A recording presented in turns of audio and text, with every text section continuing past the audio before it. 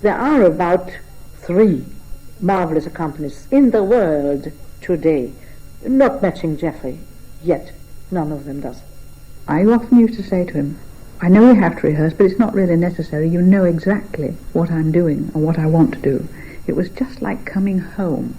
It is just a big help for a singer if you don't really have to care what the accompanist is doing. I don't know how they do it. I wouldn't be an accompanist for anything. But someone who did want to be an accompanist was Geoffrey Parsons, a pianist who began his career in Australia and went on to accompany many of the great singers of the world: Elisabeth Schwarzkopf, Victoria de Los Angeles, Thomas Allen, Dame Janet Baker and Jessie Norman. In these 2 programmes we'll be looking at the musical life of this unashamed accompanist and also at the subtle art of accompaniment itself. Geoffrey Parsons was born in Sydney and grew up in the midst of the Depression. I was the lucky one in the family because we'd had problems with the Depression, and my 2 brothers managed to be brought up quite happily, as I was, but there was never any spare money, and by the time I was about 7 years old, my grandmother very kindly provided the money for my 13-week term lessons, which cost all of £2. And so then that sort of went quite satisfactorily, and then eventually I went to the conservatorium, and quite shortly after being there I was aware, and other people became aware, that I could actually play with other people, and singers used to come, even at the age of 14, 15 kind of thing, to me and ask me to play for them. And I used to do tiny little concerts around the place at that age, and always playing for other people as well as some solo stuff. The decision I made to be an accompanist was when I was about 17. In fact, it was confirmed when I was 18, because I did a recital tour of Australia for the ABC with a lady called Essie Ackland, who was retiring mezzo-soprano in both senses. And this lady, the ABC provided me to play solos in her program, to accompany a violinist who was also in the program, and to play for her. And it very quickly became apparent to me that the pleasure I was getting out of playing with them was much greater than the pleasure I was getting playing up there on the stage by myself. This whole thing of accompanying was hardly acknowledged at all in Australia in those days.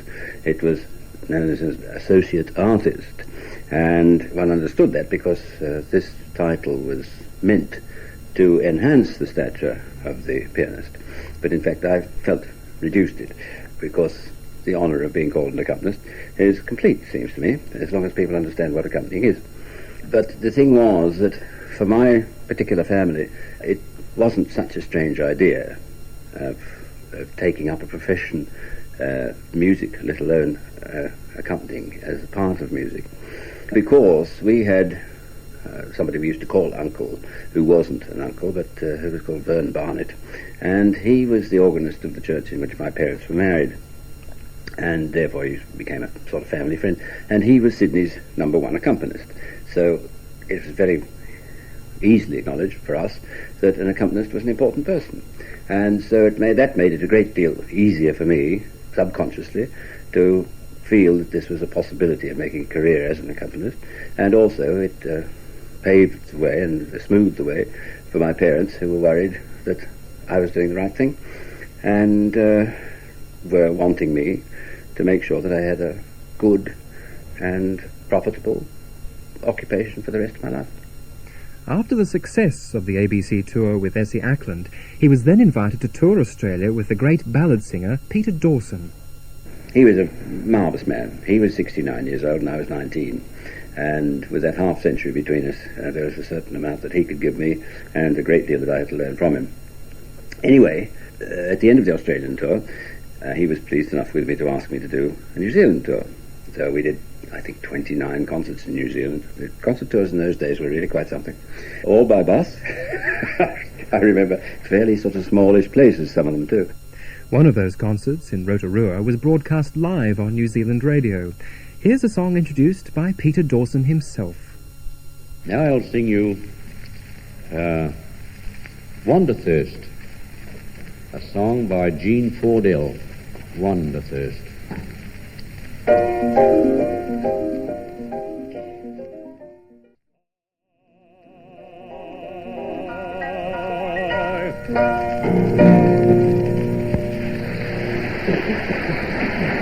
You have been listening to the first portion of a concert given tonight by Peter Dawson. He was associated with the young Australian pianist Geoffrey Parsons. At the end of the New Zealand tour, or during that time, he said that he was going to do a tour of Canada and follow that with a tour of England. And he said, would I like to come? And of course, in those days, that was the great ambition for all music students, all young musicians, to be able to come abroad. And the expression was, further one's studies. And so this was what we were all sort of planning for. And I certainly had that in the back of my mind to do at some point. I didn't know how I was going to do it or when. And here came this heaven-sent opportunity. Unfortunately, the Canadian tour didn't eventuate. And so he said, sorry, I can't employ you. And I said, well, if I pay my own fare to England, can I play for you when I get there? Yeah. And so that's exactly what happened. The first concert with Peter Dawson was in February of 1950. Then it was a matter of how to make ends meet in a London still recovering from the war. He worked as a repetiteur on a film with Gene Kelly and played the white piano in the cocktail bar of the Berkeley Hotel. Which were both great fun and great money spinners. I mean, far more money than I would ever have made at that stage, just being an accompanist. I remember I was finally offered £40 a week for playing at the Berkeley Hotel. Now, I reckon that's certainly £800 a week now, and so at the age of 21, I was not in a position to refuse that, because all I brought over with me was £109 6 shillings, and so the temptation of £800 a week by today's values was quite considerable, and so I did this for a while. That provided a lot of money and of course set me up so that I didn't have to take things that I didn't want to do, and was able to concentrate on not working often, but then working only at the things that I really wanted to do. The cocktail bar job didn't begin until 6 in the evening, so there was plenty of time to practice and work on music for all sorts of instruments. I think I played for absolutely every instrument. I mean, all the orchestral instruments, of course. And added to that, I played for people playing the bones, and piano accordions, and banjos, and you name it, I think I've played for it. Some of those were not the most rewarding experiences of my musical career, but they all added to experience, and they were all valid in some kind of way. Then my next big association was with the violinist Beryl Kimber, and she was wonderful, and we had a very, very good partnership. It worked very well indeed, and I got to know a great deal of the violin repertoire working with her. I played for Nathan Millerstein, and I played for Paul Tortelier and Ida Handel, and some very great instrumentalists, which I enjoyed very much indeed. But then because of my association with Elisabeth Schwarzkopf and Victoria Los Angeles particularly, and Janet Baker, people saw me more often with a singer than they did see me with a violinist or a cellist or whatever. And within the profession, I think I probably got more known as a singer's pianist. And all this work paid off, because in 1961 Geoffrey Parsons was asked to accompany the great soprano Elisabeth Schwarzkopf. Well, my heart stopped one day when I answered the telephone, and Walter Legg, her husband, who was the most powerful man in music in England at that time, rang and said, I'd like you to play for my wife. And of course, that was one of the great ambitions, to play for somebody as good and as famous as Schwarzkopf. And so in fact I said, well, yes, I'd love to. Where? What's the festival hall? So that was my baptism of fire at one of the great big concerts, recitals at the festival hall in London every year. So I remember for that very first concert, we had 7 rehearsals. I'm not sure that I've ever had 7 rehearsals for any subsequent recital, but that was the most wonderful luxury for me, because I didn't know what I was doing at that level. This was 1961.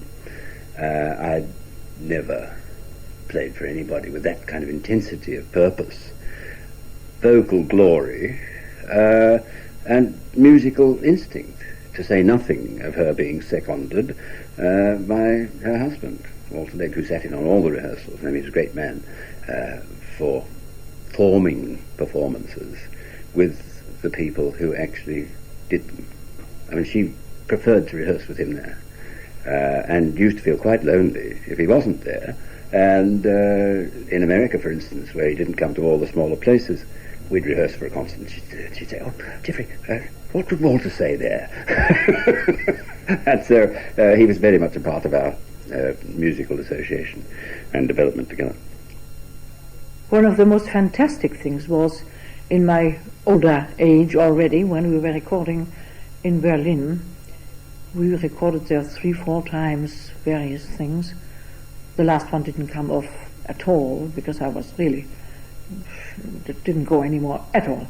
Anyway, before that we did one, I remember, where Walter suddenly said, "Well, my children, and now you are going to do the Erlkonig. Don't you think so? Have you ever done it?" I said, "No, never, for God's sake, no." And Geoffrey said, "Oh, God forbid." Anyway, we sat down with him. Of course, we knew it. Everybody knows the Erlkonig. You see, we grew up with that. Something but we do not dare to touch it if we know we haven't got the maturity for it, the voice for it, the resilience for it, the dramatic in the voice. Then one does not dare to touch certain songs. Nearly so late that it is nearly too late, you see, that you have to judge. And my husband did that just in the right moment, when it was still, for me, physically possible.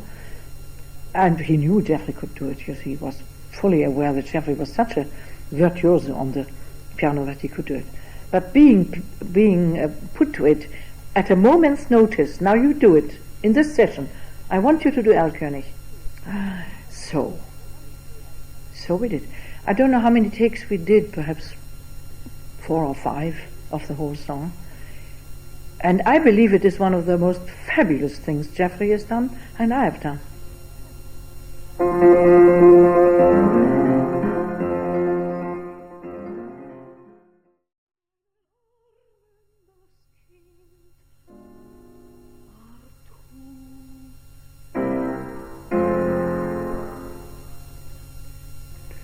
Erlkonig by Schubert.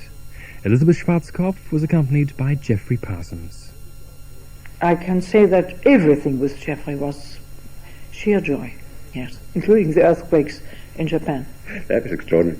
There I was, playing away all about dreams of the deepest significance, and boom, boom, boom, boom, boom, that kind of thing. And I sort of felt everything wobble a bit. And I thought, oh dear, I wonder what this is. Feels that the stage was just, a board was creaky or something like that. But then it happened again, and it was a bit more intense. And at that point, the entire audience, or Japanese, took their breath in. We heard that the audience kind of sort of, and then they stopped. And we stopped, and I didn't even look round, I just stared, and he still played. And it wasn't still my entry. And then I saw that the audience sort of stared somewhere to the roof, and then it was over. At the end, Elisabeth said, "Geoffrey, what was that? What was that?" I said, "Well, I think it was an earthquake." And she said, oh, what a relief. She said, "I thought something was going to fall on me from the flies." And the other one was on coming home from a concert in Osaka, I believe. And my room was at the end of the corridor. When I entered there, and Geoffrey's was at the beginning of the corridor anyway, I entered my room and heard terrifying noises from out of the cupboards. So I thought, God, somebody's in that cupboard creeping out. So I raced to the telephone, dialed his number. Geoffrey, yes, calm down, it's only an earthquake. In between earthquakes, the serious music making was mostly done in the studio. They recorded a number of songs by Hugo Wolf.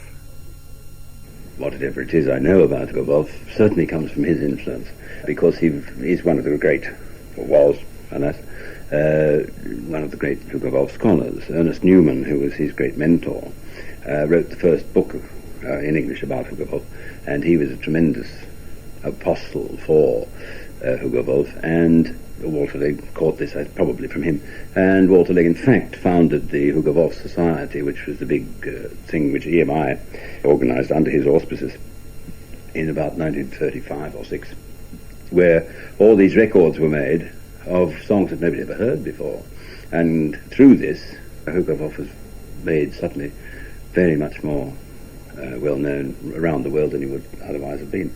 It's still difficult to program a Hugo Wolf, except in the main centres, where you have really a very cosmopolitan, perhaps, and educated audience, an audience who really knows their stuff. Then you can do a Wolf recital.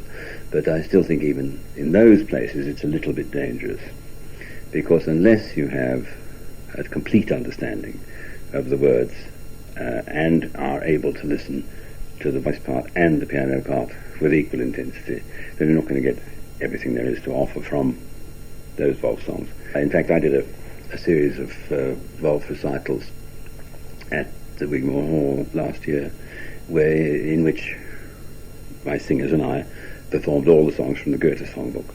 But I said to them, only half the program, Wolf, because it's still too much for the average audience. It's sad, because there is such a huge amount of wonderful stuff there. There isn't much in the way of tunes. That's one thing. Wolf was not a great melodist. I mean, he did write some marvellous tunes, but that's not the reason that those songs are there. They're not meant to entertain on that level. But the opportunity of being uplifted by many of them and having one's experience broadened by the understanding of them is enormous in Hugo Wolf, and it still is one of my favourite things to play at a song recital.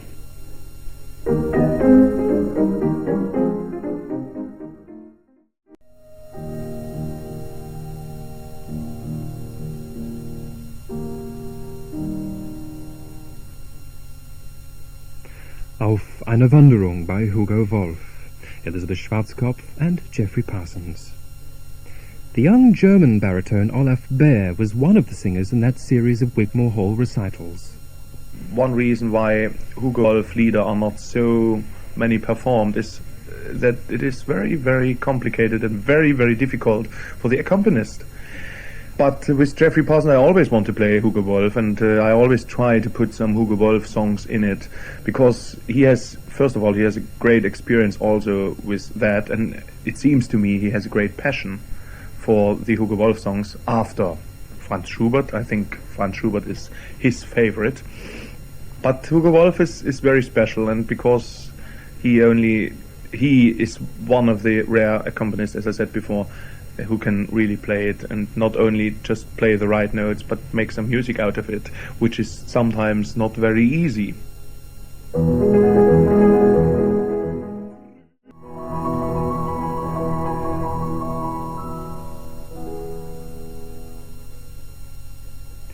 Erists by Hugo Wolf, Olaf Bär and Geoffrey Parsons.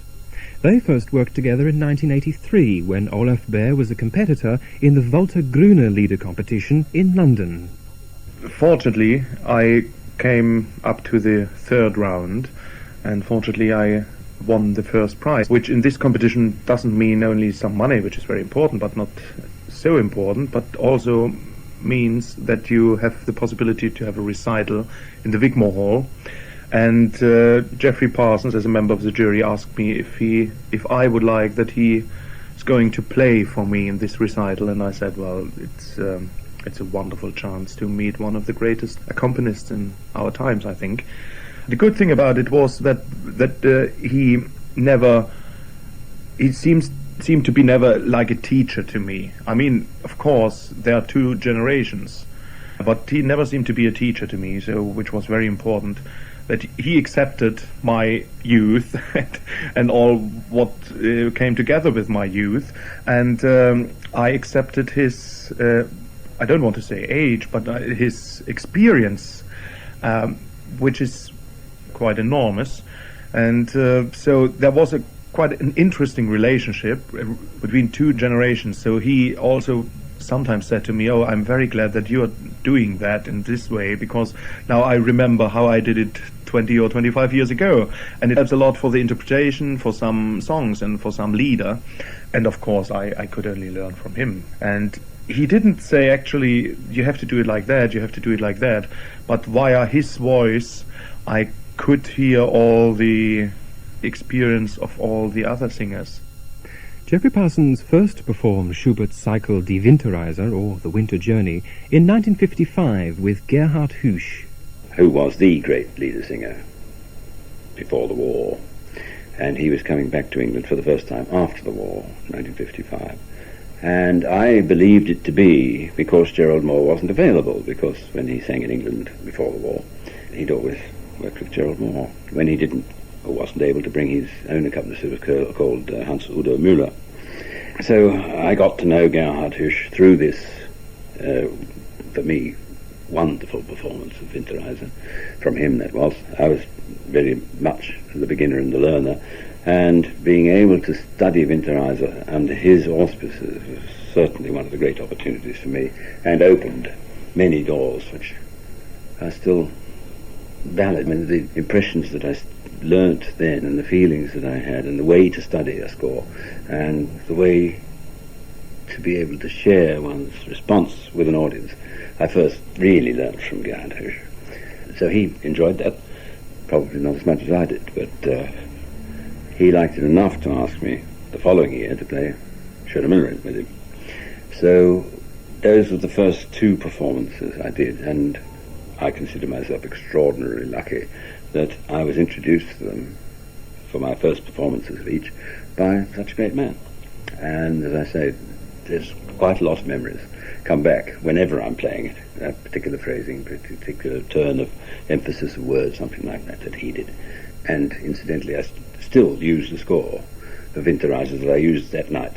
I mean, it's falling apart now, but it still has his autograph dedication on top of it, where he describes me, bless him, as a young, gifted accompanist. And when Geoffrey Parsons is working with a younger singer like Olaf Bär, this experience is shared. I mean, it just gets passed down from generation to generation. That's part of the pleasure. I mean, not for one moment to suggest that somebody like Olaf Bär needs anybody to tell him what to do. That's why he's so good, because he's got his own instincts, his own knowledge, his own training, and his own ability and expressiveness. But sometimes it's nice to be able, it's always nice to be able to do it, and it's wonderful when somebody picks it up. And it's to me, that's the pleasure of doing all this, that it's nobody saying you must do that, or you must do that, the other way around, but it's a perfect interchange of ideas. And as I say, when you get working with somebody as talented is hardly the word, great, as Olaf, then this interchange of ideas is so perfectly natural that I've always thought of working with a singer as starting at the two corners of a triangle and ending up in the apex. And this does actually happen with quite a lot of people, and it's wonderful when it does.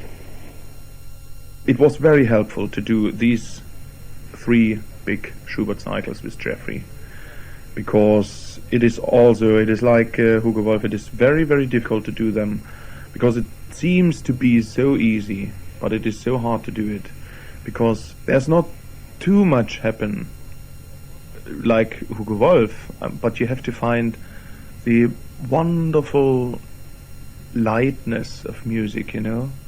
I don't know if this is right what I'm saying, but maybe not from a scientific point of view, but if you got this lightness in for technical things, and of course not only for the vocal technical problems, but also for the accompanist technical problems, which I guess is quite hard to play Schubert.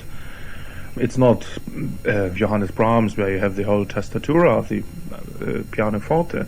You just have a few little things to do, and these few little things you have to find out, and they are so important that finding out these few little things, it's just a whole world of music.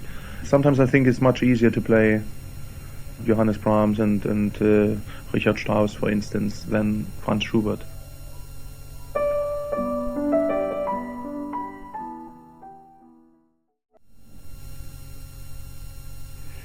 Frühlingstraum from Schubert's cycle Die Winterreise.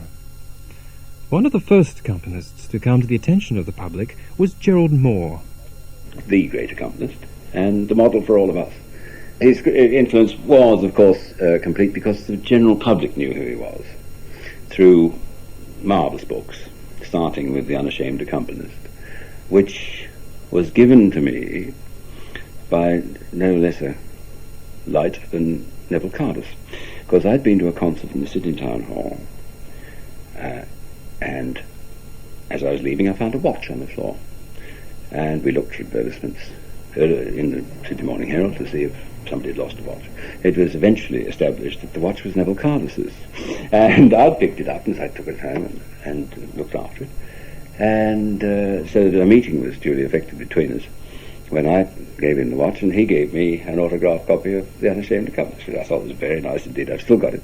And it was quite a nice experience too, to be asked by the lady, Julia McCrae, who republished this splendid book. She asked me if I would write the foreword to this. And to me that was things coming full circle, having been presented with this book by Neville Cardus, this book by Gerald Moore, and then for me to be asked to write the foreword to it on its republication was quite an honour. Dame Janet Baker was one singer who worked with both Gerald Moore and Geoffrey Parsons. I think working with Gerald was different for me because he was quite a lot older, and I was just beginning to be an international singer when I had the privilege of working with him.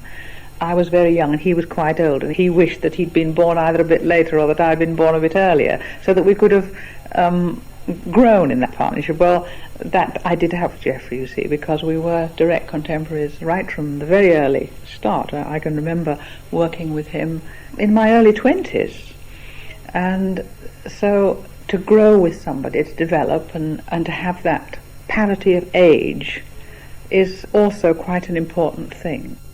And the association lasted a long time, for 25 years, 20 or so recitals each year, until Dame Janet's retirement from the concert platform in 1989. Over those many years and many performances, Dame Janet marvelled at Geoffrey Parsons' ability to compromise. If you think of accompanists playing the same kind of repertoire for different kinds of people, the same songs, you can understand what I mean, because we all have quite slightly different ways of doing it, and the accompanist has his favourite way of doing it. So it's a question of adjusting and compromising what you feel, or what an accompanist would feel about a tempi or a way of performing a certain piece, adjusted to the many different interpretations he will have to conform to in his working life. So I think that is a very, very great gift, to be able to just alter slightly. It sounds an easy thing to do, but if you're practicing a piece like the Junge, Nonne by Schubert, for instance, if that lies under your fingers at a certain tempo best, it's going to be quite a challenge to alter it even slightly, say 5 or 6 times, for the different people you're going to play it for, and play it equally well. This is where Geoffrey is, I think, an outstanding example.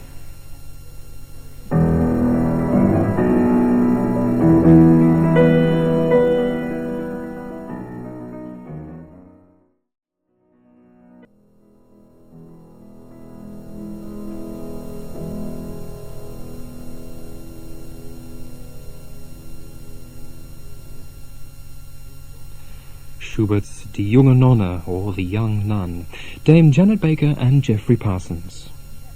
Something that never ceased to amaze me, that his standard of piano playing, high as it was never allowed to work on its own. He would always work. I mean, if you are a very gifted person, there's a tremendous temptation just to coast along on that and, do the minimum, but whenever we worked, whenever we rehearsed, I had this feeling that even in programs we'd done time and time and time again, this work had been redone and re-established in the fingers. And when he used to just go from one singer to the other, completely different artists. One felt that when he played and was ready for you, he was ready for you. He'd been thinking about other performances and getting tempi into his mind and remembering what the individual wanted. Well, that again, it's sheer work. And I suppose it's all these things that I'm saying are total cliches. Unfortunately, they happen to be true, that however good you are, work is necessary on top of that. And if you are brilliant and you also work extremely hard, that puts you into a different category again. In the next programme, we'll be looking more at the subtle art of accompaniment. But to end today's programme, the voice of a singer with whom Geoffrey Parsons has performed for over 27 years, Victoria de Los Angeles. This recording of Der Nussbaum by Schumann comes from a recital they gave in the Royal Festival Hall in London in 1969.